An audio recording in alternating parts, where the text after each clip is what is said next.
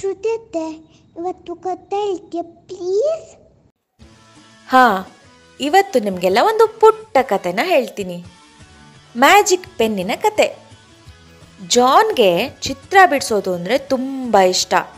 Painting ಮಾಡೋದು ಅಂತಂದ್ರೂ ತುಂಬ ಇಷ್ಟ. ಅವನು ತುಂಬ ಪೆನ್ನುಗಳನ್ನು, ಬ್ರಷ್ಗಳನ್ನು ಖರೀದಿಸ್ತಾ ಇದ್ದ.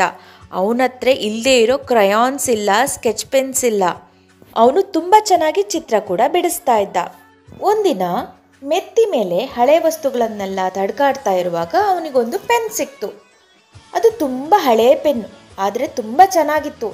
ಅದನ್ನು ಕುತೂಹಲದಿಂದ ನೋಡ್ತಾ ನೋಡ್ತಾ ತಗೊಂಬಂದು ಚಿತ್ರ ಬಿಡಿಸೋಣ ಅಂತ ಅಂದ್ಕೊಂಡ. ಒಂದು ಹಾಳೆ ಮೇಲೆ ಒಂದು ಹಕ್ಕಿ ಚಿತ್ರನ ಬಿಡಿಸ್ದ. ಅರೆ ವಾವ್, ಮ್ಯಾಜಿಕ್ಕೇ ಆಗ್ಬಿಡ್ತು. ನಿಜವಾಗ್ಲೂ ಒಂದು ಹಕ್ಕಿ ಪ್ರತ್ಯಕ್ಷ ಆಗ್ಬಿಡ್ತು. ಅವನಿಗೆ ಸಖತ್ ಖುಷಿ ಆಯಿತು, ಜೊತೆಗೆ ಆಶ್ಚರ್ಯನೂ ಆಯಿತು. ಇದೇನೋ ಚೆನ್ನಾಗಿದೆಯಲ್ಲ ಅಂತ ಅನ್ಕೊಂಡ. ಓಹೋ, ಆದರೆ ತಾತ ಯಾಕೆ ಇದನ್ನ ಹಳೆ ವಸ್ತುಗಳ ಜೊತೆ ಮೆತ್ತಿಲಿಟ್ಟಿದ್ರು ಅಂತ ಅವನಿಗೆ ಗೊತ್ತಾಗಿಲ್ಲ. ಸರಿ, ಇನ್ನೊಂದ್ಸರಿ ಟ್ರೈ ಮಾಡೋಣ ಅಂತ ಅಂದ್ಕೊಂಡ. ಹಕ್ಕಿ ಜೊತೆ ಸ್ವಲ್ಪ ಹೊತ್ತು ಆಟ ಆಡ್ದ. ಆಮೇಲೆ ಹಕ್ಕಿಗೆ ಕೇಳ್ದ, ನಿಂಗೇನು ಬೇಕು ಹೇಳು, ಈ ಮ್ಯಾಜಿಕ್ ಪೆನ್ನಿಂದ ಅದನ್ನು ನಿನಗೆ ಕೊಡಿಸ್ತೀನಿ ಅಂತ ಕೇಳ್ದ. ಹಕ್ಕಿ ಹೇಳ್ತು, ನನಗೆ ಕೂತ್ಕೊಳ್ಳೋಕ್ಕೊಂದು ಜಾಗ ಮಾಡಿಕೊಡು ಅಂತ. ಸರಿ, ಜಾನ್ ಏನು ಮಾಡ್ದ, ಹಾಳೆ ತಗೊಂಡು ಒಂದು ಮರದ ಕೊಂಬೆನ ಬಿಡಿಸ್ದ. ಅರೆ ವಾ, ಮರದ ಕೊಂಬೆ ಬಂದೇ ಬಿಡ್ತು, ಪ್ರತ್ಯಕ್ಷ ಆಯಿತು. ಹಕ್ಕಿಗೂ ಅವನಿಗೂ ತುಂಬ ಖುಷಿ ಆಯಿತು. ಅಲ್ಲಿಗೆ ಅವನ ಕುತೂಹಲ ನಿಲ್ಲಿಲ್ಲ. ಜಾನ್ ಏನು ಮಾಡ್ದ, ಒಂದು ಹಾಳೆ ತಗೊಂಡು ಒಂದು ನಾಯಿ ಮರಿ ಬಿಡಿಸ್ದ. ಬೌ ಬೌ ಅಂತ ನಾಯಿ ಮರಿ ಪ್ರತ್ಯಕ್ಷನೇ ಆಗೋಯ್ತು. ಆಮೇಲೆ ಅವನು ನಾಯಿ ಮರಿ ಜೊತೆ ತುಂಬ ಹೊತ್ತು ಆಟ ಆಡ್ದ.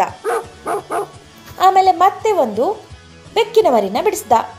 ಮಿಯಾವ್ ಅಂದ್ಕೊಂಡು ಒಂದು ಬೆಕ್ಕು ಪ್ರತ್ಯಕ್ಷ ಆಗ್ಬಿಡ್ತಾ. ಅದ್ರ ಜೊತೆ ತುಂಬ ಹೊತ್ತು ಆಟ ಆಡ್ದ. ಆದರೆ ಸ್ವಲ್ಪ ಹೊತ್ತಿಗೆ ಏನಾಯಿತು ಅಂದರೆ, ನಾಯಿ ಮತ್ತೆ ಬೆಕ್ಕು ಜಗಳ ಆಡೋಕೆ ಶುರು ಮಾಡಿದ್ರು. ತುಂಬ ತಂಟೆ ಮಾಡಿದ್ರು. ಇಡೀ ಮನೆ ತುಂಬ ಹರಡ್ಬಿಟ್ರು. ಚೆಲ್ಲಾಪಿಲ್ಲಿ.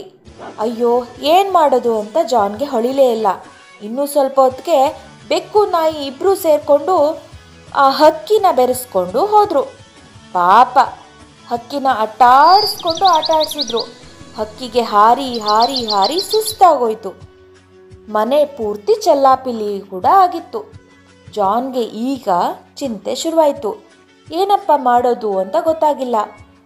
ಪ್ರತ್ಯಕ್ಷ ಮಾಡೋಕ್ಕೆ ಪೆನ್ನಲ್ಲಿ ಚಿತ್ರ ಬಿಡಿಸ್ಬೇಕು ಸರಿ, ಆದರೆ ಇರೇಸರೇ ಇಲ್ವಲ್ಲ, ಹೆಂಗೆ ಇವ್ರನ್ನೆಲ್ಲ ಹೊರಗೆ ಹಾಕೋದು ಅಂತ ಅವನಿಗೆ ಗೊತ್ತಾಗಲೇ ಇಲ್ಲ. ಯೋಚನೆ ಮಾಡಿದಾಗ ಅವನಿಗೆ ಅರ್ಥ ಆಯಿತು, ಈ ಮ್ಯಾಜಿಕ್ ಪೆನ್ನನ್ನು ಯೂಸ್ ಮಾಡೋದಕ್ಕೆ ಎಷ್ಟು ಜವಾಬ್ದಾರಿ ಬೇಕು ಅಂತ. ಅದಕ್ಕೆ ಇರಬೇಕು ತಾತ ಇದನ್ನು ಅಡಗಿಸಿಟ್ಟಿದ್ದು ಅಂತ ಗೊತ್ತಾಯಿತು ಅವನಿಗೆ.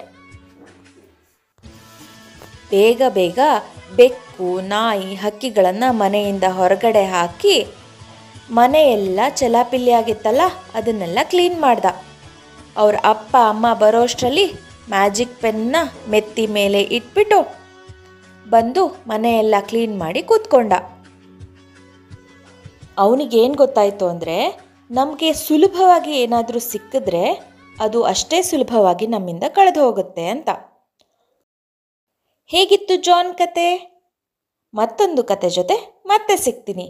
ಅಲ್ಲಿವರೆಗೂ ಬಾಯ್.